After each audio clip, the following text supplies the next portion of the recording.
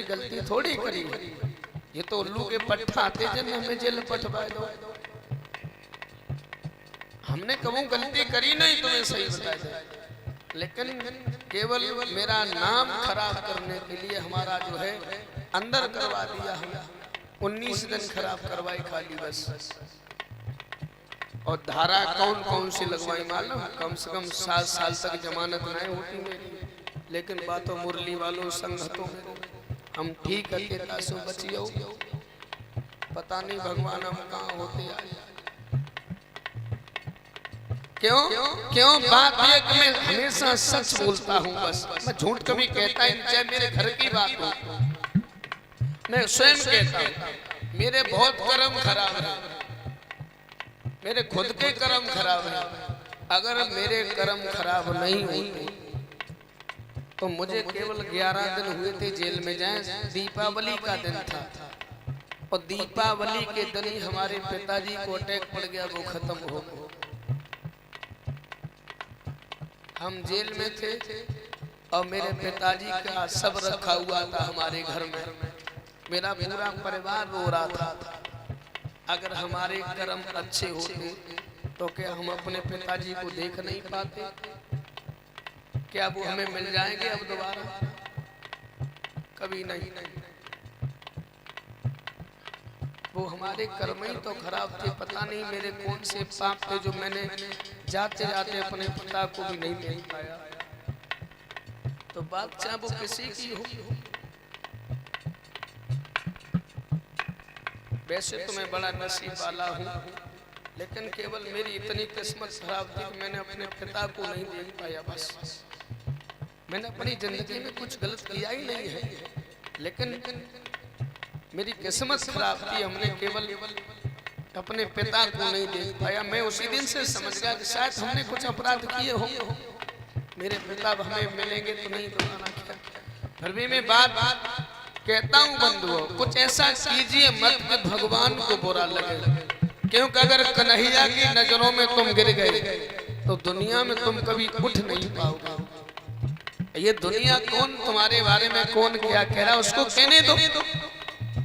अपनी नजरों में अच्छे चलिए, मैं ये अच्छा कर रहा हूँ समाज के लिए, लेकिन भगवान की नजरों में मत गिरिए।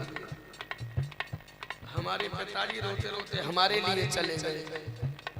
हमारे जो अपने थे जिन्हें मेरे पिता का दुख मनाना चाहिए था, उन्होंने खुशी मनाई। मैं बड़ा बदनसीब था। मैं ज्यादा दूरी भी नहीं थी, केवल 50 मीटर की दूरी थी। मैं अंदर था, वो बाहर थे। मैंने उनको देखा भी नहीं, लेकिन मेरा समय और मेरी किस्मत बड़ी खराब थी। मैं सच कहूँगा,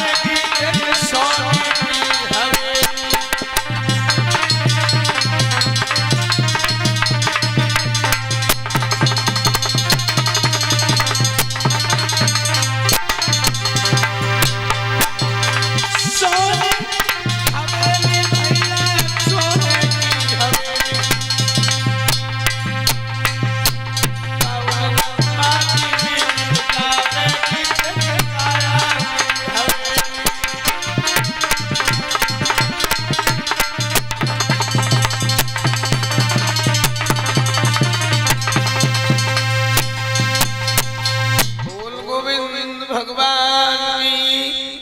अब आप कीर्तन बोलो, उसके बाद थोड़ी देर आप लोग बताइए, वो हम सुना।